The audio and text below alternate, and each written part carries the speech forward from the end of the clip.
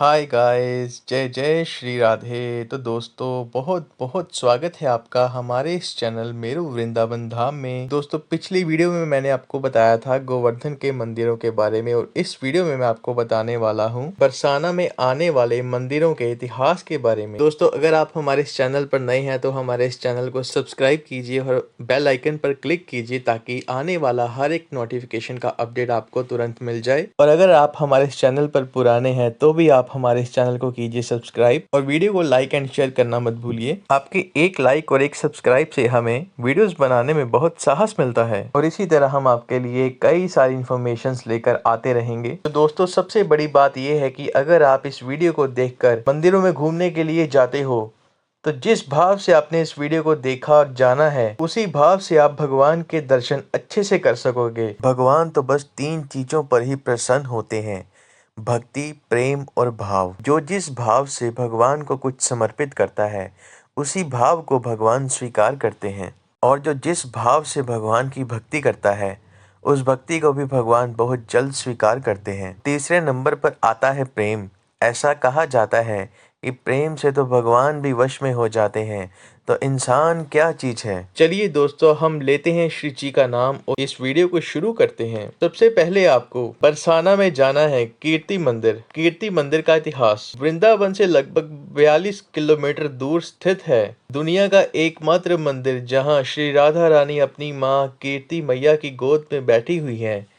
35 एकड़ के विशाल प्रांगण में स्थित कीर्ति मंदिर के गुंबद में 25 स्वर्ण कलश लगे हुए हैं। कीर्ति मंदिर का निर्माण कार्य कृपालु जी महाराज के द्वारा वर्ष 2006 में शुरू करवाया गया था। 15 नवंबर 2013 में उनके स्वर्गवास के पश्चात मंदिर निर्माण कार्य को उनकी पुत्रियों द्वारा पूरा किया गया। मंदिर का निर्माण कार्य 12 वर्ष में 500 मजदूरों के द्वारा किया गया था। कन्हैया ले चल परली पार, सांवरिया ले चल परली पार, जहाँ विराजे मेरी राधा रानी, अलबेली सरकार। चलिए, तो आज हम आपको लेकर चलते हैं श्री राधा रानी के निज धाम बरसाने में स्थित कीर्ति मंदिर। ब्रज धाम वो भूमि है जहां भगवान अपनी भगवता भूलकर भक्तों के अधीन हो जाते हैं और उनके प्रेम के भाव के अनुसार लीला विस्तार करते हैं। इस ब्रज धाम की अधिष्ठात्री देवी हैं श्री राधा रानी। उन्हीं राधा का निज धाम है श्री बरसाना धाम। इसी दिव्य धाम में स्थापित है कीर्ति मंदिर, जो जगत गुरु श्री कृपालु जी महाराज की प्रेरणा व संकल्प का मूर्तिमान स्वरूप है। जगत गुरु श्री कृपालु जी महाराज ने संपूर्ण विश्व में श्री राधा रानी की महिमा का जैसा प्रचार प्रसार किया, उसे शब्दों में लिखना असंभव है। कीर्ति मंदिर विश्व का प्रथम मंदिर है जिसका नाम श्री राधा रानी की मां कीर्ति मैया के नाम पर रखा गया, एवं राधा रानी अपनी मां की गोद में विराजमान है। मंदिर में प्रवेश करते ही मंदिर की दीवारों पर की गई सुंदर कारीगरी मन को मंत्र मुग्ध कर देती है। आधुनिक तकनीक से बने इस मंदिर के लाल पत्थरों पर की गई बारीक नक्काशी प्राचीन भारतीय शिल्प कला की याद दिलाती है। गर्भगृह गृह में विराजमान श्री राधे श्याम व सीताराम की छवि अनुपमेय है। गर्भगृह की दाईं तथा बाईं तरफ कुल 8 छोटे छोटे मंदिर हैं। इनमें श्री राधा रानी की अष्ट महासखियों की अत्यंत सुंदर मूर्तियां विराजमान हैं। मंदिर की भीतरी दीवारों पर बहुमूल्य पत्थरों पर पच्चीकारी के माध्यम से श्री महाराज जी द्वारा रचित रसमय ग्रंथ श्यामा श्याम गीत व राधा गोविंद गीत के दोहों को अंकित किया गया है। मंदिर के भीतरी परिसर में एक और जगत गुरु श्री कृपालु जी महाराज की प्रतिमा विराजमान है, जिनका महान संकल्प ही संसार के समक्ष भव्य कीर्ति मंदिर के रूप में उपस्थित है। तो ये आपने जाना कीर्ति मंदिर के बारे में। अब दूसरे नंबर पर है रंगीली महल। कीर्ति मंदिर प्रांगण से बाहर निकलने पर आश्रम के मुख्य मार्ग के ठीक मध्य में रंगीली महल का साधना भवन स्थित है। यह भवन जगत गुरु श्री कृपालु जी महाराज द्वारा दिए गए अनेक अनूठे प्रवचनों का साक्षी है। इस साधना भवन में जगत गुरु श्री कृपालु जी महाराज ने अनेकानेक प्रकार से साधकों को अपना दिव्य सानिध्य प्रदान किया था। यहाँ श्री राधा रानी नित्य निकुंजेश्वरी के रूप में सिंहासन पर विराजमान है। इसी प्रकार यहाँ श्री महाराज जी के कक्ष के समीप ही एक और सत्संग भवन है। यहाँ भी श्री महाराज जी ने अपने सत्संग माधुरी की रस वर्षा की थी। यहाँ बैठते ही श्री महाराज जी की अनेकानेक समृद्धियों के सागर की लहरें हृदय से जाकर टकराती हैं एवं नेत्रों से अश्रु प्रवाह के रूप में बह जाती हैं। प्रकाश वाटिका रंगीली महल परिसर का कुंज है। यहाँ युगल सरकार झूला झूल रहे हैं। यहाँ मोर, गायें, ग्वाल बाल, गोपियाँ आदि सभी हैं जो ब्रज की द्वापर युग की लीलाएं नेत्रों के समक्ष जीवंत कर देते हैं। अनेकों बार यहाँ श्री महाराज जी ने भक्तों की संकीर्तन मंडली के साथ झांझ, मृदंग आदि की ताल पर कीर्तन में स्वयं सम्मिलित होकर उनका उत्साह बढ़ाया है, जिससे भगवान नाम में और अधिक रुचि उत्पन्न हो। इस स्थूल बरसाने में दिव्य बरसाने का निवास है। बरसाने के वास्तविक दर्शन तभी होंगे जब हम इस कथन पर पूर्ण रूप से विश्वास कर लेंगे कि यह वही धराधाम है जो गोलोक से 5000 वर्ष पूर्व अवतरित हुआ था। तो दोस्तों, ये आपने जाना रंगीली महल के इतिहास के बारे में। अब तीसरे नंबर पर हम बात करते हैं राधा रानी टेम्पल के बारे में। राधा रानी मंदिर एक पहाड़ी पर स्थित है जिसकी ऊंचाई लगभग 250 मीटर है। इस पहाड़ी को बरसाने का माथा भी कहा जाता है। राधा रानी मंदिर को बरसाने की लाडली का मंदिर और राधा रानी का महल भी कहा जाता है। माना जाता है कि राधा रानी मंदिर मूल रूप से लगभग 5000 साल पहले राजा वज्रनाभ, जो कि कृष्ण के पड़पोते थे, उनके द्वारा स्थापित किया गया था। मंदिर खंडहर में बदल गया था। तब प्रतीक नारायण भट्ट द्वारा फिर से इसे खोजा गया और 1675 ईस्वी में राजा वीर सिंह द्वारा एक मंदिर बनाया गया था। बाद में मंदिर की वर्तमान संरचना का निर्माण नारायण भट्ट ने राजा टोडरमल की मदद से किया था, जो अकबर के दरबार में एक राज्यपाल था। मंदिर के निर्माण के लिए लाल और सफेद पत्थरों का इस्तेमाल किया गया है, जो राधा और श्री कृष्ण के प्रेम का प्रतीक माने जाते हैं। राधा रानी के पिता का नाम वृषभानु और माता का नाम कीर्ति था। राधा रानी का जन्म जन्माष्टमी के 15 दिन बाद भाद्रपद मास के शुक्ल पक्ष की अष्टमी को हुआ था। इसलिए बरसाना के लोगों के लिए यह जगह और यह दिन बहुत ही महत्वपूर्ण है। इस दिन राधा रानी के मंदिरों को फूलों से सजाया जाता है। राधा रानी को 56 प्रकार के व्यंजन परोसे जाते हैं। यह लाल बलुआ पत्थर से बना है और इसकी आंतरिक दीवारों और छत पर जटिल हाथ की नक्काशी, सुंदर मेहराब, गुंबद और उत्तम चरित्रों से सजाया गया है। मंदिर के लाल और सफेद पत्थरों को राधा और कृष्ण के प्रेम का प्रतीक माना जाता है। इस मंदिर में 200 से अधिक सीढ़ियां हैं जो जमीन से मुख्य मंदिर की ओर जाती हैं। इस मंदिर की ओर जाने वाली सीढ़ियों के तल पर वृषभानु महाराज का महल भी है, जहां वृषभानु महाराज, कीर्तिदा राधा की माँ, श्री दामा राधा की सहोदर और श्री राधिका की मूर्तियां भी हैं। इस महल के पास ही ब्रह्मा जी का मंदिर भी स्थित है। इसके अलावा पास में ही अष्ट सखी मंदिर है, जहां राधा और उनकी प्रमुख सखियों की पूजा की जाती है। क्योंकि मंदिर पहाड़ी की चोटियों पर स्थित है, इसीलिए मंदिर के परिसर से पूरे बरसाने को देखा जा सकता है। तो दोस्तों, ये आपने जाना राधा रानी मंदिर के इतिहास के बारे में। और अब आप जानेंगे श्रीमान मंदिर के बारे में। श्रीमान मंदिर मानगढ़ की पहाड़ी की चोटी पर स्थित है, जिसे मान घाटी के नाम से भी जाना जाता है। यह बरसाना की 4 पर्वत चोटियों में से एक है।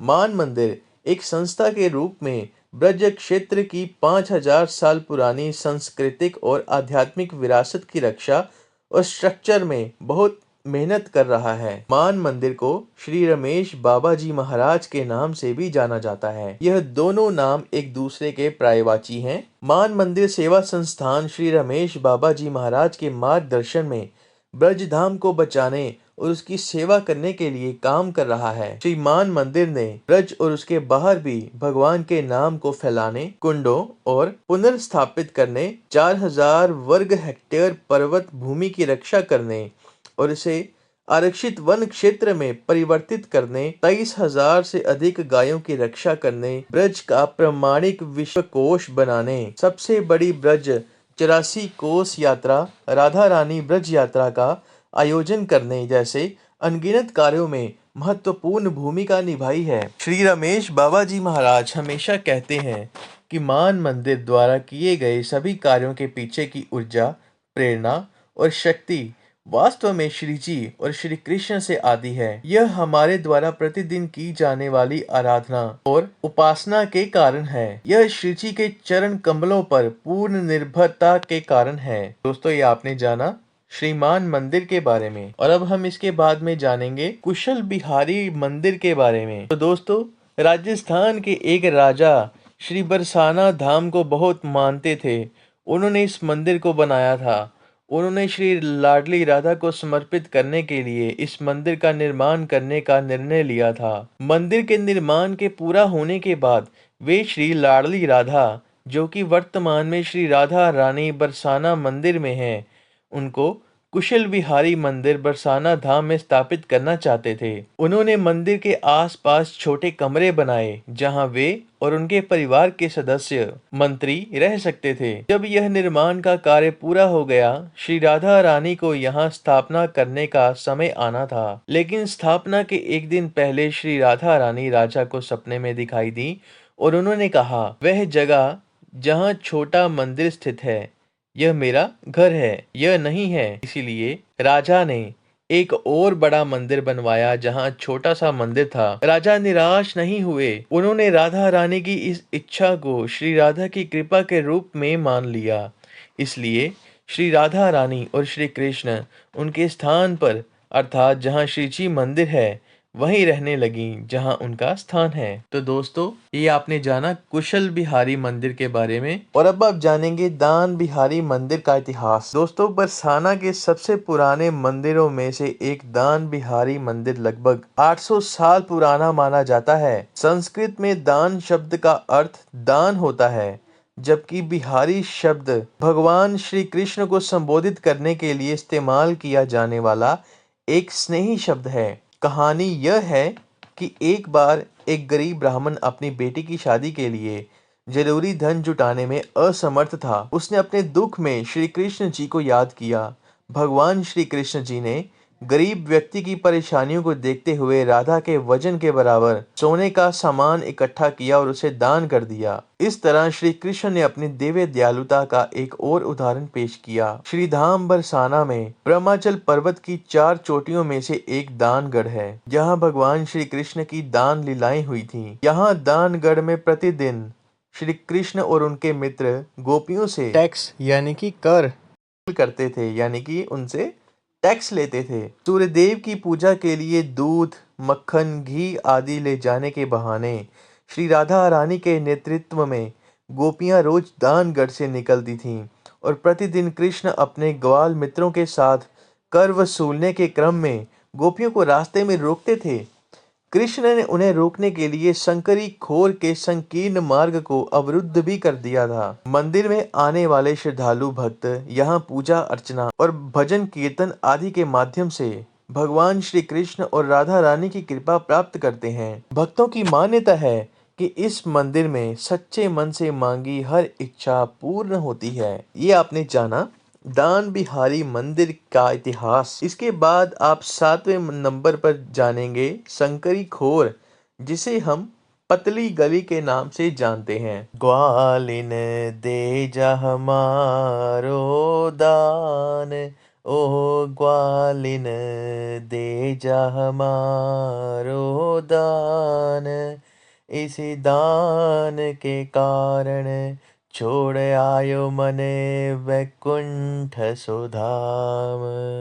जी हाँ दोस्तों, हजारों वर्ष बाद आज भी यहाँ कान्हा ब्रिज की गोपियों संग लीला करते हैं। कृष्ण यहाँ आज भी अपनी धरती से दूध, दही और माखन मथुरा नहीं जाने देते। मथुरा जिले में चिकसोली बरसाना के बीच स्थित है संकरी खोर। द्वापर युग में कान्हा ने यहाँ से कंस की नगरी मथुरा में दूध दही बेचने जा रही सखियों से अपना दान मांगा था। भगवान कृष्ण ने दूध दही बेचने की कुप्रथा को रोकने के लिए दान लीला की थी। संकरी खोर पर राधा व कृष्ण नामक दो पहाड़ियां आपस में मिलती हैं। यह स्थल इतना पतला है कि यहाँ एक ही व्यक्ति से निकला जा सकता है। आज भी इस पहाड़ी पर मटकी फोड़ने के चिन्ह, माखन वाले हाथों के निशान और लाठी के चिन्ह दिखाई देते हैं। राधा अष्टमी के ठीक 5 दिन बाद तेरस को इस स्थान पर दान व मटकी फोड़ लीला का आयोजन किया जाता है। इस प्राचीन स्थल पर राम मंदिर व रास बिहारी मंदिर बना हुआ है। संकरी खोर में जाने के 2 रास्ते बने हुए हैं।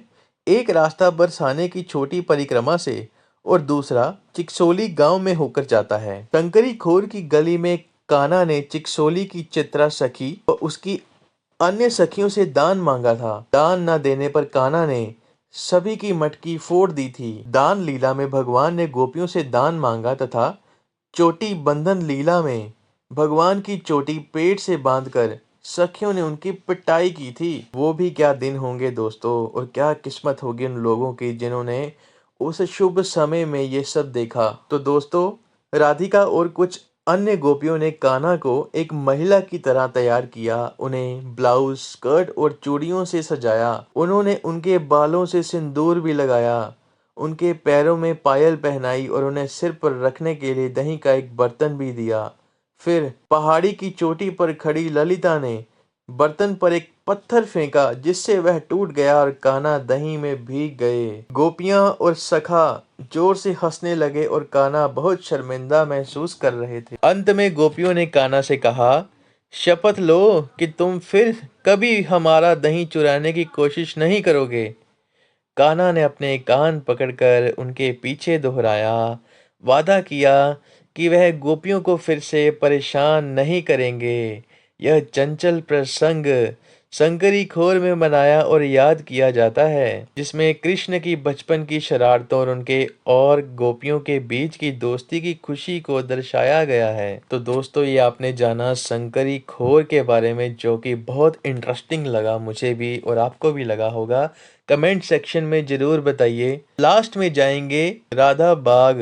राधा बाग एक दर्शनीय स्थल है जहां पुरानी रास लीला स्थली, मंदिर और इसके अंदर अति मनमोहक लताओं से भरे वन हैं। यहाँ अनेकों रसिक भक्तों ने श्री राधा को लाड़ लड़ाया है। कुछ वर्तमान समय के रसिक जैसे कि गौरांगी शरण, श्री हित प्रेमानंद जी महाराज के गुरु, हरिदास संप्रदाय के श्री अलबेली शरण आदि ने यहाँ सालों भजन किया है। यहाँ एक पुराना कुआं है जिससे श्री राधा रानी मंदिर में श्री राधा की सेवा के लिए जल ले जाया जाता है। तो दोस्तों, लास्ट में आपने जाना 8वें नंबर पर राधा बाग के बारे में। तो दोस्तों, आप हमारी इस वीडियो को देखकर इन 8 जगह पर घूमने का आनंद ले सकते हैं, जो कि यहाँ की प्रसिद्ध जगहें मानी जाती हैं और भक्तजन यहाँ पर आते जाते रहते हैं। इसी के साथ आपने जाना कीर्ति मंदिर का इतिहास, रंगीली महल का इतिहास, राधा रानी मंदिर का इतिहास, उसके बाद श्रीमान मंदिर का इतिहास, के बाद कुशल बिहारी मंदिर, दान बिहारी मंदिर का इतिहास, संकरी खोर यानी कि पतली गली का इतिहास और राधा जी के बाग का इतिहास। तो गाइज, इसी के साथ हम आपसे अलविदा लेते हैं और हम आपको मिलेंगे अपनी अगली वीडियो में, जिसमें मैं आपको बताने वाला हूँ नंदगांव के मंदिरों का इतिहास। तब तक आप प्रसन्न रहिए, खुश रहिए और कमेंट सेक्शन में राधे राधे जरूर लिखिए। तो गाइज, मेरी ओर से भी आप सबको जय जय Shri Radhe. Thank you guys, bye bye, have a great day.